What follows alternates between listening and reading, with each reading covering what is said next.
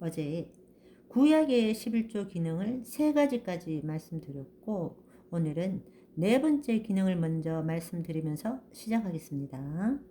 네 번째 11조의 기능은 구제를 위한 용도로도 쓰였습니다. 3년마다 11조를 마을에 모아서 이렇게 쓰라고 명령하십니다. 신명기 14장 29절에 보시면 너희 중에 분깃이나 기업이 없는 레위인과 내 성중에 거류하는 객가 및 고아와 가부들이 와서 먹고 배부르게 하라. 그리하면 내 하나님 여호와께서 내 손으로 하는 범사에 너에게 복을 주시리라. 소외된 계층을 위해서, 그러니까 11조의 기능을 종합해 보면 첫 번째, 모든 소유는 하나님의 축복이라는 신앙의 고백 용도로 쓰였습니다. 그리고 두 번째, 땅이 없는 레위인들의 수입처로 쓰였습니다. 세 번째, 집안 사람들이 함께 모여서 하나님께 감사하고 하나님의 축복을 배우고 체험하는 축제의 재료로 쓰였습니다. 그리고 네 번째, 지역사회에 소외된 계층을 구제하는 용도로 쓰였습니다. 이처럼 11조는 아주 좋은 제도이고 합리적인 이스라엘 사회를 유지하는 굉장히 좋은 제도였습니다. 그런데 이 합리적이고 좋은 제도가 잘 유지되었는가? 그렇지는 못했습니다. 율법으로 만들어져서 꼭 지켜야만 하는 강제 규정이었지만 이스라엘 백성들은 잘 지키지 못했습니다.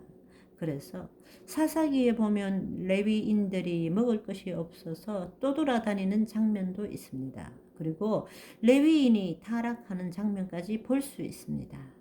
또 성전이 생기면서 성전을 유지하고 레위인들에게 보수를 주는 것도 제대로 이루어지지 못했습니다. 유대인들도 11조를 다 못했습니다. 그래서 말라기에서 이러한 말씀이 나온 것입니다. 교회당에서나 또는 목사님들이 이 말라기서를 이용을 해서 11조는 꼭 내야 한다 이렇게 말씀하시는 설교가 흔히 있는데요. 말라기 3장 8절에서 10절을 보겠습니다. 사람이 어찌 하나님의 것을 도둑질하겠느냐. 그러나 너희는 나의 것을 도둑질하고도 말하기를 우리가 어떻게 주의 것을 도둑질을 하였나이까 하는도다. 이는 곧 11조와 봉헌물이라. 너희 곧 온 나라가 나의 것을 도둑질하였으므로 너희가 저주를 받았느니라. 만군의 여호와가 말하노라. 너희의 온전한 11조를 창고에 들여 나의 집에 양식이 있게 하고 그것으로 나를 시험하여 내가 하늘문을 열고 너희에게 복을 쌓을 것이 없도록 붙지 아니하나 보라.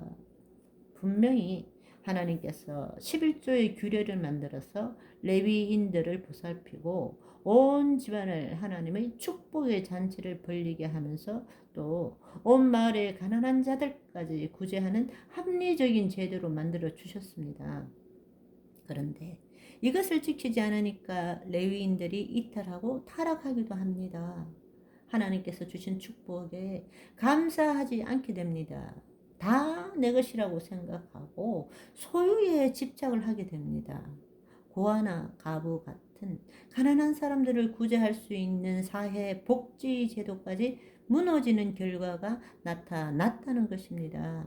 그래서 하나님은 하나님의 것을 도둑질하고 잘 먹고 잘 살 수 있겠느냐? 너희 사회가 잘 유지될 수 있겠느냐? 우리의 모든 소유가 하나님의 것이라는 것을 인정하는 신앙 고백을 하지 않고 모든 소유는 하나님의 것이 아니라 내 것이다 라고 말하고 있기 때문에 너희는 도둑놈들이다. 이렇게 이스라엘을 질타하는 것입니다. 그래서 너희가 저주받을 것이다. 이것이 말라기의 내용이고 그 말씀의 배경입니다. 11조를 처음 낸 아브라함처럼 모든 물질의 축복이 하나님께로부터 온 것이라고 인정하고 기쁘게 하나님께 드리면 하늘 문을 여시고 너희를 축복해 주겠다. 하나님을 시험해 보라. 이렇게 말씀한 것입니다. 11조 제도가 붕괴되었을 때 하나님께서 이스라엘 백성들에게 하신 말씀이죠. 이제는 신약으로 넘어가서 11조 제도가 완전히 사라집니다.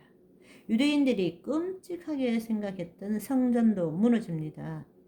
레위인과 성전을 유지할 11조 제도도 이제 함께 무너진 것이죠. 그러면서 초대교회로 넘어가서 11조는 어떻게 되었는가? 초대교회에서는 11조 제도를 찾아볼 수 없습니다. 대신 헌금의 개념으로 바뀝니다.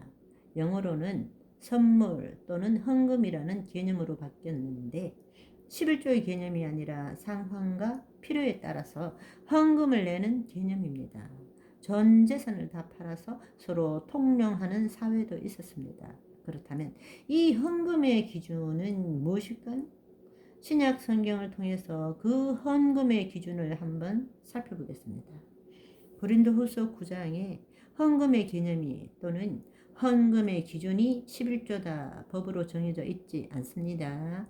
그것은 자율적인 것이라 말씀합니다. 바로 그 기준은 자유의지에 있다라고 성경은 말합니다.